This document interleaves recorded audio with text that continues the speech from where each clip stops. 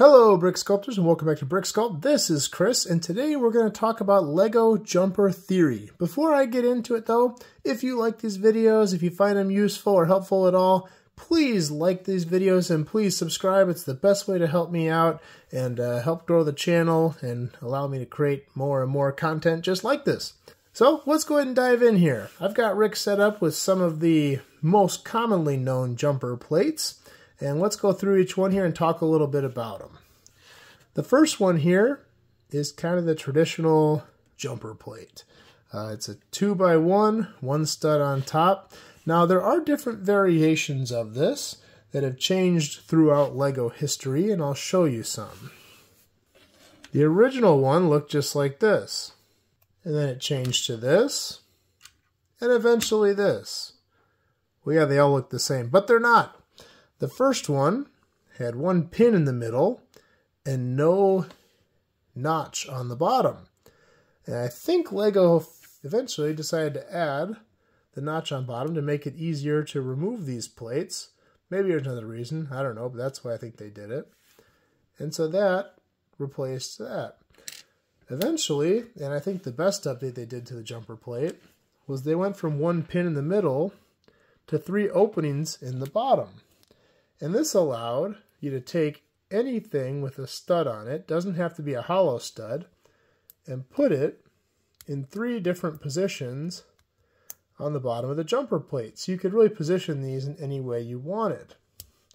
The older ones you could do that only if you had something with a hollow stud, which in this era was pretty uncommon, except for, well, another jumper plate.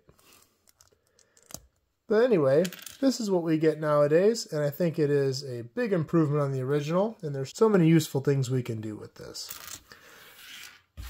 Now you'll see I have kind of 2 families here. These are kind of the skinnier ones, and these are the fatter ones. These are all 1 width by 1 by 2, 1 by 3, and another 1 by 2, and these are all 2 by 2 width. 2 by 2, 2 by 4, which is basically 2 of these, 2 by 2. Now I have them separated for a reason. These 2 pieces look very similar, but they are incredibly different, and we're going to explain why in this video. Now this plate here, most would refer to as a double jumper, and it's essentially taking a 3-long plate and putting 2 studs in the middle, offsetting by half a brick on either side. Where a traditional jumper puts 1 stud in the middle, offsetting by half a brick on either side. This is a newer piece. This came out, I think, last year. I only own a few of these, and I haven't had a ton of time to really practice with this piece and find some new techniques, but I did find a couple, and we'll talk about those in this video as well. Now, in our 2x2 jumper family, we have our standard 2x2 jumper with 1 stud in the middle, the double 2x2, which is a 2x4, with 2 studs on top. Now, you might say this is just 2 of these, and it is, but there are a couple applications you can do with this that you can't do with 2 of these, and we'll talk about that in this video as well. We got the 2x2 round, which acts just like this guy, but in a different shape, and there's more we can find that fit. Now these are what people would traditionally think of as jumper plates, but if we're exploring jumper theory, there's a lot more things that fit, and I'm going to show you some, but keep in mind this is by all means not all the jumpers out there. Really, you're limited by your imagination. And I will say this family is a lot easier to find examples in than this family. Let's go ahead and show you a few more that you may have not thought of. On the round family, there's a ton of them. That's a jumper. That's a jumper. Cone shape is a jumper. And that's a jumper.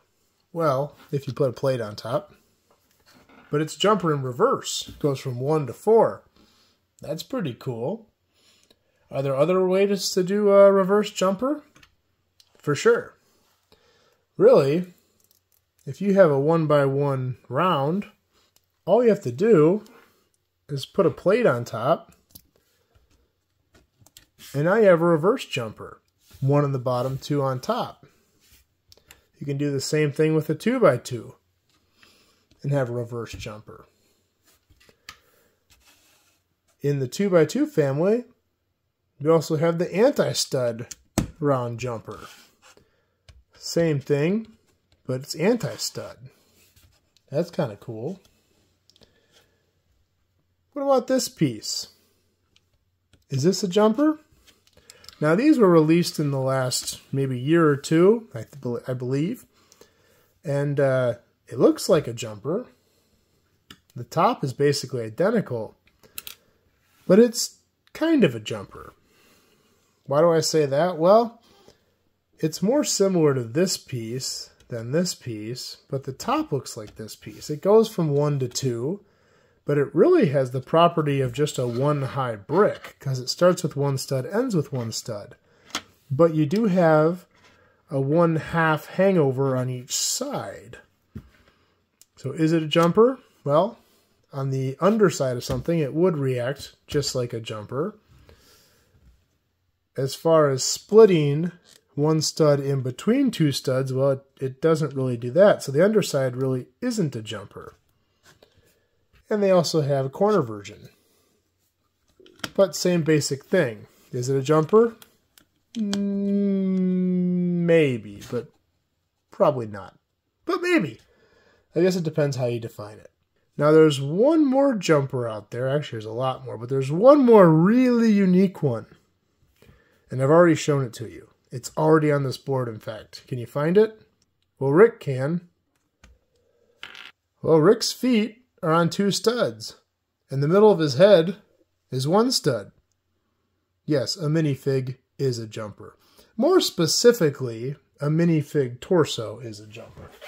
A minifig torso has pretty much the exact same bottom as this jumper plate and has 1 stud on top. It has the exact same property as this jumper, just a lot taller. And if you add legs and a head on there, it does the same thing. So yeah, Rick is a jumper. So let's talk about some of the uses of these jumpers and some of the logic behind them and how we can understand these better to build with them. So let's say we have a 4x4 plate, just like this one. Now there's certain areas that we can mount Lego on here. You have 4x4 16 studs, and any of those can hold a Lego. Now, you also have sections in between 4 studs. 1, 2, 3, 4, 5, 6, 7, 8, 9 of those. And those as well can hold a Lego. So how many positions are there that you can put a Lego on this plate? So the answer is 25. 1, 2, 3, 4, 5, 6, 7, 8, 9, 10, 11, 12, 13, 14, 15, 16 studs. 1, 2, 3, 4, 5, 6, 7, 8, 9 sections in between. And these dots are not drawn to size because they would all be overlapping. These are just designed to show the center of the placement of these studs. Now when we incorporate jumpers, we're taking this to a whole nother dimension basically. Because now we're building in between studs. So now we can build here, here, here, here, here, here, and we're almost doubling the amount of places we can place something on a plate. On this side here, we have the original teal stud spots, which is 25, plus every interval in between those in purple, which adds another 24 placements. Again, these are not to scale. They'd all be very overlapping. But you can see now we can maximize one plate, and we can, using jumpers, we can put a single Lego in one of 49 different placements on this plate just because we utilized this piece. That will allow us to put a stud in any of these given locations in purple. Pretty cool, huh? Now when we were talking about these, I had mentioned that we kind of have 2 different families here. The 1x2 jumper and the 2x2 jumper. And though they look very similar, they're incredibly different. And the reason being is, as I mentioned, the 1x2 jumper allows you to place it in all these spots in purple, but the 2x2 jumper basically allows you to place a Lego where you already could place a Lego. So if I were to put a 2x2 on here, I'd be able to put a Lego right where I already could. So it's a little less useful. It's a great detail piece. It allows you to have a nice flat tile surface and put a Lego here, so that's a big benefit. But it doesn't really give you another dimension to build on or another interval to build on. So, though it is a super handy piece, these are a lot less innovative than these, even though they look very similar. Now let's talk about how you would use these pieces effectively. One of the best pieces of advice I could give to you if you're trying to get better at technique and make more interesting and abstract creations is to get good with SNOT technique and get good with jumper plates. Jumper plates change so much, but they have rules. As I said before, jumper plates kind of take your building to a new interval, or even a new, if you want to get wordy with it, dimension. So let's say we put down a jumper plate here. Now anything I want to attach to this stud is not going to line up with anything previously on this plate, because I'm now building in between studs. So, what do I need to cancel it out? Another jumper plate. And now it cancels out because I'm having half plates here. Jumper plates like to work in pairs. You kind of have to do a jumper plate to get into that system, and then a second jumper plate in some manner to get out of that system. And that applies for building both flat like this and building up. But this isn't the only way to combine jumpers to get out of a system. For example, there's one jumper plate, and maybe I want to connect to this. Well, currently it would not line up. It's going to have one plate short. Well, you could cancel out a jumper with a second jumper. Now, in a practical application, you probably wouldn't do this, but keep in mind, this is not limited by height. So maybe you're building a facade of a building and you want to use a jumper to set it back, and you go higher, higher, higher, higher. Well, eventually that wall is not going to line up, and maybe 6 or 7 bricks high, you use a second jumper to set it back again to make it connect to a non-jumped piece. As long as you have 2 jumpers in some fashion working to give half plate distances, they will cancel out, whether it's like this or like this. So there's lots of techniques for doing that. These are just 2 simple ones. The same thing does apply to your 2x2 jumper. The difference is there's a lot more ways to bail this out. Because, yes, you could put a second 2x2 jumper here and bridge the gap, but you really don't have to because you already have a connection point. You could even just do something like this and bridge the gap. Because this is a position that, like we discussed before, is already there. It doesn't really create anything new. Yes, it can create really nice detail and a better look for certain things, but this is adding a whole nother level of complexity than this is. Now let's talk about jumper plates with SNOT technique. And this is gonna get a little hairy. Let me show you. So let's say I have a wall built on jumpers. And I put this wall down. And I want to try to use SNOT to close the gap between a SNOT brick and the jumpers. So maybe this is the gap I want to close. So I could take a SNOT brick and place it here and say, okay, well, what do I need to close this gap? And maybe I just start stacking 1x2s.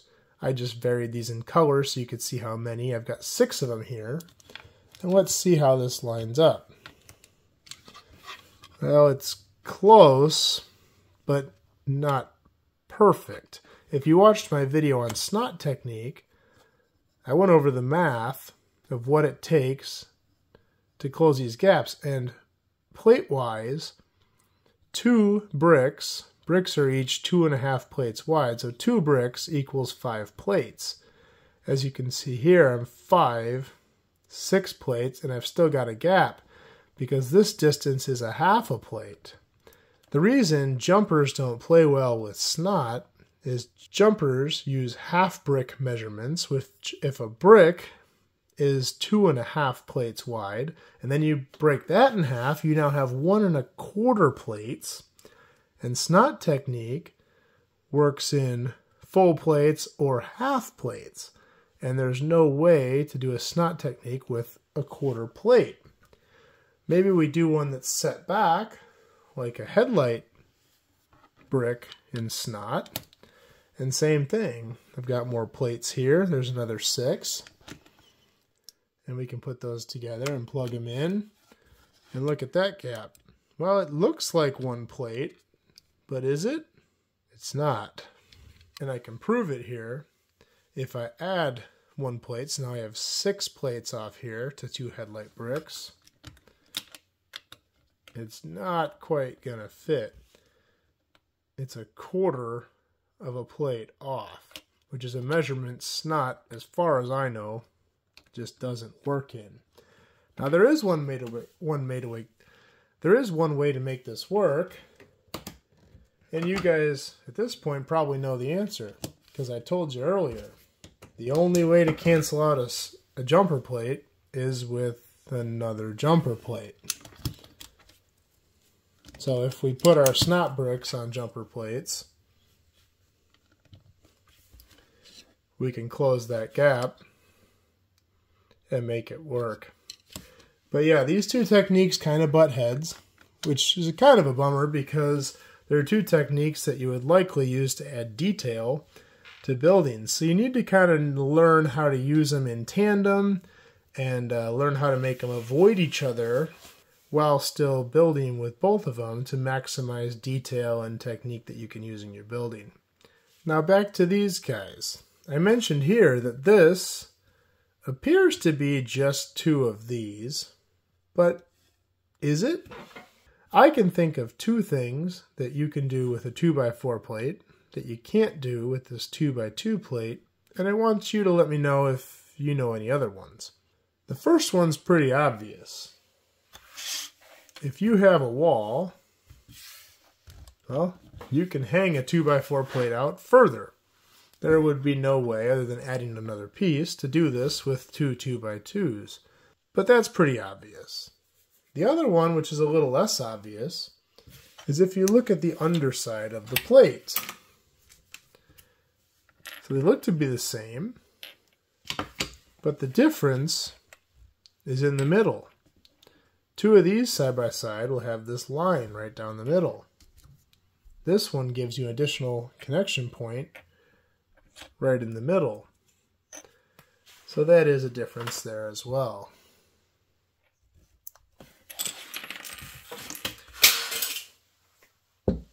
Now let's talk about this newer piece. And this newer piece is kind of cool because it kind of relates to this piece here.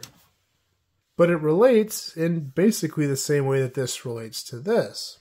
So let's say I'm building on a round surface and I want something to jump to the middle. This guy here can do that. And you could attach something coming out from the middle like this. You could probably put it right across as well. But it really just adds a center stud, which really was already there. So it's more, again, of an aesthetic change, because you could have accomplished the same thing by putting a 1x1 plate right in the middle. It just wouldn't look as nice. But with this new piece, you could put 2 of these on here, or just 1, and have a connection point here that you couldn't have done with this. You could also do this and have 2 connection points right across the middle of the circle. Very solid. And this is a connection point that you normally would not have. So that's kind of cool and still aesthetically pleasing. You could put one of these guys on there instead, but it wouldn't follow that round profile. So pretty cool. I'm sure there's a lot more uses for these. Again, I'm completely new to this piece. I'm still learning it. So I will experiment around with these some more and hopefully come up with some more stuff. But for now, that's all I've really got for it. Well, that's all I've got for this video. I hope you found this useful. If you have any questions, please leave them below. If you have any comments or things to add, please leave that below as well. If you like this video, please like and subscribe. It really helps me out a lot. And we will see you next time.